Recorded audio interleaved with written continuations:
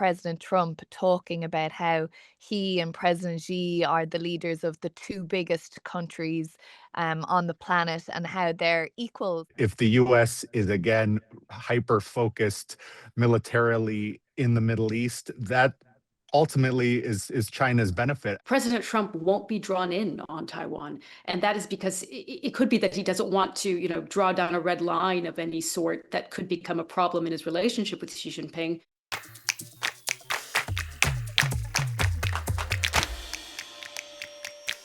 Hi, guys. Good to see you again. The president was not in town this week, but that doesn't mean it was any less of a busy week. As we know, President Trump has an amazing capability to make news, whether he is in town or not. Yeah, certainly. And obviously his trip to China was so highly anticipated, one that we were all watching, just because of, just the high stakes of having the leaders of the US and China meeting each other, but also because President Trump talks so often about his relationship with Xi Jinping, and that was on full display in China. But fascinating to watch just how all of this unfolded. And I think it tells us a lot about where President Trump is in this second term on his relationship with China, which feels quite different than that first term. I think his relationship with China has even changed since returning to the White House last January when he first came. I mean, at the beginning there was a lot more comments about China's ripping off the United States. It was very, very frequent towards the beginning, and then with the tariffs, which at times were above 100% back and forth, you've kind of seen that kind of disappear from at least his discourse in front of the media. So I think, and then to see him, in such friendly using such friendly terminology after the meeting in China was kind of, I thought it was really kind of stark difference from some of the language he's used here at the White House about China in the past. Quite different to the language that many American presidents and administrations from both parties have used about China. I mean, they always speak about China as, you know, almost an arch enemy, right? Be it in competition terms, in national security terms, in defense terms. And we've seen President Trump talking about how he and President Xi are the leaders of the two biggest countries on the planet and how they're equals, kind of, which is not the framing that I think other American presidents, or as you say, Bernie, this American president has described China in the past. I thought it was really interesting some of the comments that Secretary of State Marco Rubio was making, because obviously been a real China hawk, sanctioned twice by China, in fact. So it's amazing that he's even on the plane and in China. But he was talking about how, yes, they're still a competitor, but we really have to manage this relationship so that it benefits both of us. So it's quite a shift in language. It made me wonder if it, gave some Republicans on the Hill not just pause, but a bit of a stomachache watching President Trump talk about Xi Jinping, and maybe Marco Rubio himself, when President Trump says, "You're a great leader." I say that, and some people don't like me saying that. They don't like to hear it, but I think you're a great leader, to Xi Jinping, and talked about the close relationship between the two countries. That doesn't mean that there aren't very clear and serious differences between the two, on trade, on tariffs, and of course on Taiwan, which we're going to talk about, I know. But regardless, there were real concerns about President Trump maybe freelancing a bit on this trip to China and promising things perhaps that would go against what many national security experts here in Washington are concerned about, and China's ability to gain leverage and influence over the US, from technology to the economy and much more. And yeah, I wondered how many of particularly those Republican hawkish members were watching that. I think the Taiwan issue is particularly interesting with regards to Republicans because some of them feel very, very strongly about the issue. And we've seen Republican lawmakers go to Taiwan recently. And I think there was an acknowledgement among some of them that this is a transactional president. President Trump is very okay with that characterization of his policy. So ahead of the trip, we saw a bipartisan group of lawmakers, including several very prominent Republicans, kind of implore that President Trump makes a point about the Taiwan issue and about the continuity of U.S. arms sales to Iran. At the moment, there's a $14 billion sale kind of hanging in the air, which was kind of put on ice ahead of the trip. I think there was real concern among Republicans that President Trump would see the Taiwan issue as something he can use to get what he wants out of China and give China a bit of what they want. The level of concern was quite. I mean, the letter they wrote was quite strongly worded, I thought. And if you look at the readouts that came from that bilateral meeting that was, I guess, Wednesday night into Thursday morning, perhaps they had good reason to be concerned because you had China saying Taiwan is the most important issue in the US China relationship. And then the readout from the White House didn't mention Taiwan at all. So you can see people trying to read the runes of exactly what was discussed. The meeting they had, I think, was, well over 2 hours, heading for 2.5 hours. There were other people in the room for parts of that meeting, including all of these CEOs that traveled with President Trump. But there was still a good chunk of time that anything else could be discussed, as you say, Sumi, that sort of freelancing spirit that President Trump has. And I know from speaking to a few of those who work in the National Security Council currently and in previous administrations that they were quite concerned about the level of briefing that they'd been able to provide to the president in advance of this, and a nervousness about just what he might say or might do, especially with all of those CEOs. I mean, that gives at least the veneer, doesn't it, of wanting to do deals and trade and economics. And, before you even get into the sort of nitty gritty of the tech AI stuff, which obviously is extremely controversial as well. Yeah, the Trump administration would say, look, those readouts are part of the different posturing that you see from the two teams. Of course, the president of China is going to say Taiwan is the most important issue on the table. And for President Trump, he said going in, it's trade, it's the economic relationship. He didn't even put much stress on Iran in Mm. that.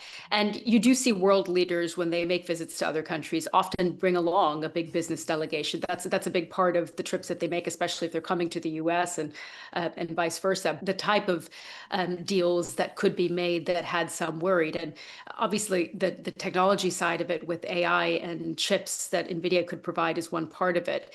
But I do think that Taiwan is a really sticky issue here because that readout from China seemed pretty strong after the bilateral discussion that the two men had.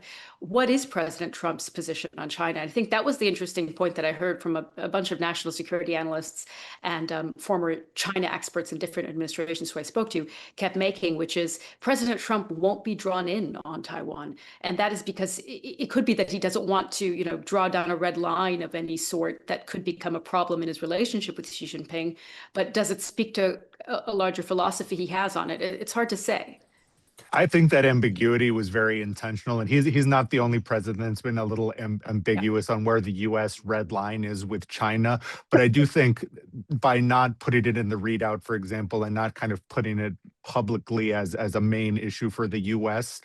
For the Trump administration, no news with regards to Taiwan is good news because putting Taiwan on the table first would have jeopardized kind of the longer term project here, which is partly about opening up China to U.S. companies. There was ahead of the visit, the White House said that there was potentially double-digit billions worth of trade to be discussed, and potentially Chinese commitments to buy things like aircraft, like farming equipment.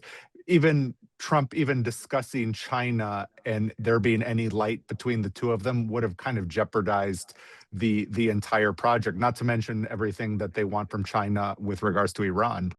I still think it's unusual that the White House statement doesn't say, and we also discussed Taiwan, comma, whatever, whatever, whatever. I mean, that's what you usually see in these statements, like very non-committal, but just an acknowledgement that they were discussed because, you know, to think that it wasn't discussed is, I think, not realistic because of course President Xi would have brought it up. And on the point about investment in the US, I mean, that's another really interesting one for those people you're talking about, Sumi, up on the Hill, who are Republican and very nervous about any kind of deals with China because, okay, you've got stuff like buying farm machinery or buying more soybeans appeals very much to the people in those red states who are feeling under pressure from rising gas prices and so on, rising fertilizer prices. But there's a whole lot of people who do not want Chinese investment money in this country. They do not want China building factories. They don't want China having a presence here because of the national security concerns that they see that brings along. So it's another example, I think, of how President Trump sort of is setting out and has been ever since he got into politics, coming down the golden staircase way back in 2015, of shifting the Republican Party policy on some things that are sort of key and core to the traditional Republican conservative viewpoint. And we should say it's not just Republicans, it's many Democrats as well who point to China as Yeah, what they see as absolutely. Yeah. a national security risk in technology and investment, as you said, Katrina, building factories, buying up farmland in the US. This is where I think that really comes to a head. President Trump's more transactional approach, as you both said, he'll want to see more investment in the US. That's part of what he sees as his success in building America back up again, making America great again. If that money and that investment comes from China, this is something that the Secretary of State, Marco Rubio, in the past, in his role as a senator, has talked about: China trying to supplant the US as the global leader, diplomatically, economically, militarily as well, which is something Secretary Rubio talked about in his interview after Presidents Trump and Xi met. If that is something that leads to a lot more Chinese investment in the US, I wonder if that's where you start to see some of the wedge between President Trump and members of his own administration and the rest of his party, although he's been able to, of course, bring them along on pretty much every issue until now. And I also think it's kind of noticeable that, Democrats in particular were pressing President Trump to bring up a human rights issue, and President Trump, as he has in the past, he clearly doesn't see that as a foreign policy objective with regards to China, or really with regards to most places. And I think that was kind of perhaps something that'll open him up to a lot of criticism. On the other hand, any sort of deal, even if it is from China, especially at a time when so many Americans are concerned about the economy, if he can point to say, well, China said they will buy X amount of aircraft, and that means in the future, so many people will be employed in Boeing factories, for example. I think that's something that he'll very much point to as a win, regardless of where it comes from. Same with the potential of China buying more oil, which is something that he floated in his interview with Sean Hannity. I think those are all things that he will very much point to and say, this is what I'm doing for Americans. This is still an America First policy, despite it being with a country that many within the wider MAGA movement have had concerns about in the past, for example, over the farmland issue. Yeah, the buying up of farmland was quite a big one running into 2024 as well. But I don't think it's just Secretary Rubio who thinks, China's trying to supplant the US as sort of the world's most dominant country. I think that's China's intention as well. I mean, many of the officials in China, in the foreign ministry, many of sort of the elite, if you like, the ruling class in China have written about that, have spoken about that, how they feel America is in a period of decline right now. They look at crime, violence, they look at the January 6th riots, they look at the economy, and they think that America is a place that's ripe for, kind of gazumping as such, and pushing out of position. And that's, another thing I think when you see in past national security strategies, when administrations have spoken about the biggest threat being competitive, strategic nations like China, or singularly China, that it is different in what we've seen with this mission from President Trump going to China. I mean, even the issue of selling chips and selling technology and allowing American companies to do business with China, you're allowing China essentially to get the competitive edge there. It wants dominance, it's stated that, and sort of you're facilitating it in a way, which, again, speaking to some of those who are against having any sort of warming up of a relationship with China, they're quite concerned about where that might lead to in the tech world. I think it's important to note as well that China has done a lot to put itself in the position to see itself as able to supplant the US as a Yeah. global power at the moment. And a lot of that stems from President Trump's first term, where they felt they received, a big punch in the face from President Trump when it comes to tariffs and Yeah. that trade policy, and the way that President Trump talked about China, quote, raping the US, the words that he used at the time, in its kind of flooding the US with cheaper goods. And at that time, China had to scramble to readjust, and it started to diversify its economy, started to diversify its trading partners. That's why China hasn't been as affected by the war in Iran, even though it gets a good deal of its oil through the Strait of Hormuz, which is closed, because part of its goal has been to diversify its energy sector in a way that the U.S. has not. And that's another way that China can see itself as, let's say, more stable economically, and at the moment can insert itself as a global player that can mediate. And that's something that was really interesting to me, is just how little Iran has kind of been on the table in these talks as well, because we know that China obviously does have leverage on Iran, can influence Iran in a way to a certain extent, but we didn't see to the extent that I thought maybe, let's say a few weeks ago, President Trump putting pressure on President Xi, at least not publicly that we saw, to have Iran make more concessions and help bring this war to an end. I also think in Washington, there was an assumption in some quarters that because of the economic ties between Iran and China, they would be more in a hurry to also wrap this up and free up shipping, for example, and end the blockade on Iranian ports, which would benefit economically. But at the same time, China also benefits from the U.S. not really being able to pivot its attention to Asia. The famous pivot to Asia is something that many administrations have spoken about. And if the U.S. is again hyper focused militarily in the Middle East, that ultimately is China's benefit, as is the expenditure and just the cost, the expenditure of munitions, for example. China, that all ultimately on paper benefits China when it comes to like weighing the balance of power in the Pacific. I think there's an optics issue with Iran with this trip as well, because I mean, we saw President Trump getting on the plane saying something like, "Oh, I'll be thinking about Iran while I'm on this journey," or words to that effect.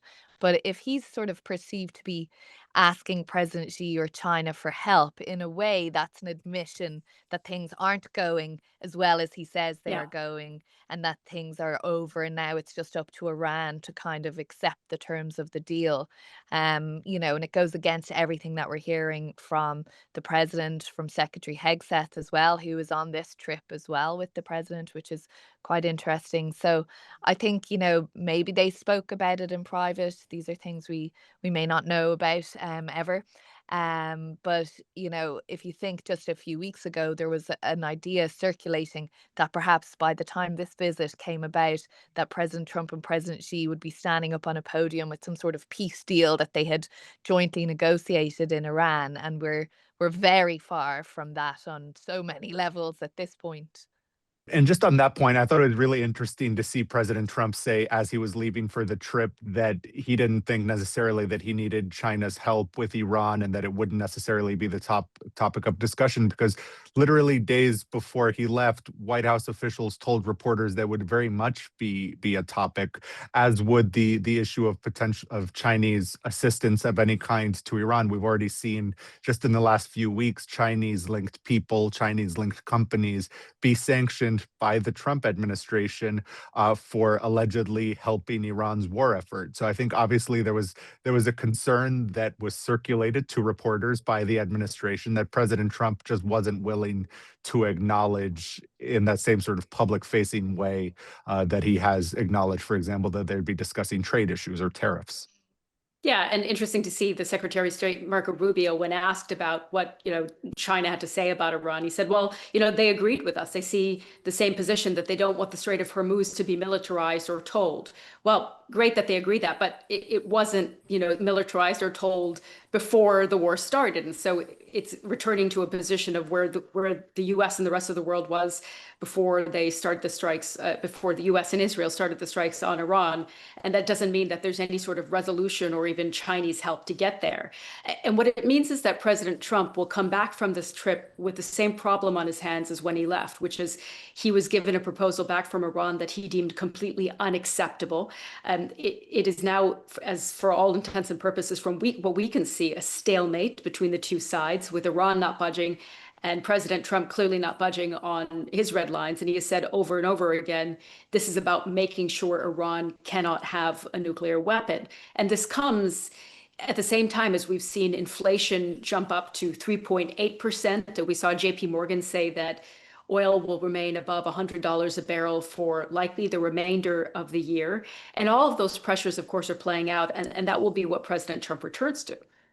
that line that you said there, Sumi, which, is in the readouts as well of Iran can never have a nuclear weapon. I mean, that's an easy thing to say, isn't it? We're hearing that from all of the state leaders, those even that President Trump is annoyed about because they're not helping out in the Strait of Hormuz. It's like, well, how do you move beyond that? And it comes back to the point we've discussed many times on the pod here in recent weeks, which is the capacity for pain. Which country can take more pain longer? Chicken essentially, who can blink? And you look at what's happening in this country. We've passed now through the 6 month to the midterms mark, and the price of gas, every person in this country, every time you drive by a petrol station, you just see that number tick up, up, up, up, up, up, up, multiples now of what it was just a couple of months ago. And I think as long as that's there, you would say that possibly there's an incentive on the US side to do something about it if the political pressure of the midterms is what's weighing front and center on maybe not so much President Trump's mind, but the broader Republican Party's mind.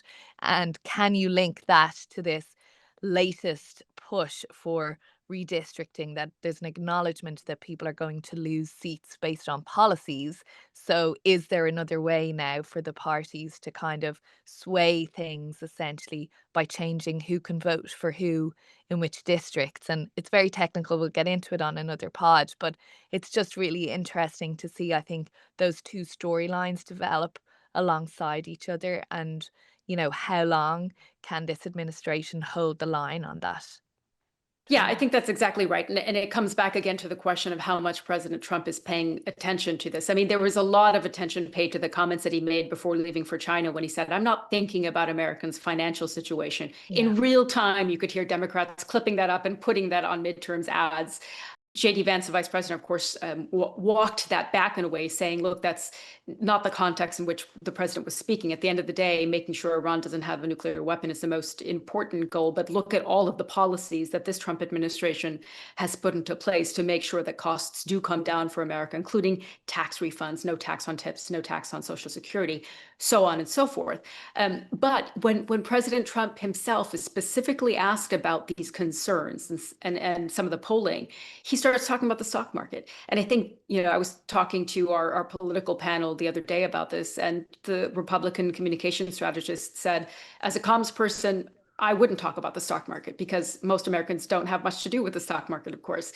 And it's not an effective messaging tool on the economy. So it's going to be this really interesting interplay in the coming months between, as you said, Katrina, Republicans feeling like they have the wind at their backs because of some wins on redistricting, but also these real pressures on President Trump and the Republican Party, and concerns that President Trump is not perhaps bringing across the messaging that they need.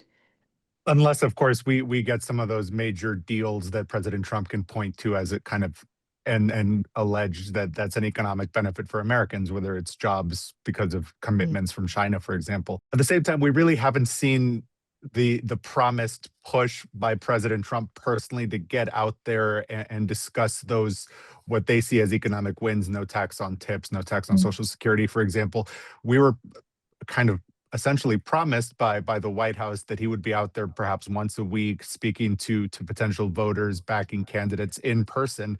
And because of the war in Iran, that seems to have not really taken off the way it was advertised by the White House, at least not yet. We always say people make up their minds on these election issues kind of a month or two out, don't we? September, October. And President Trump confirming during this trip that President Xi will be coming here to Washington on the 24th of September. So a lot of these issues will become suddenly very front and center if they're not resolved by then for American voters when they see President Xi at the White House standing beside President Trump. Great, as always, to chat to you both and hash through the developments of the week. Good to see you. Bye, guys. Bye.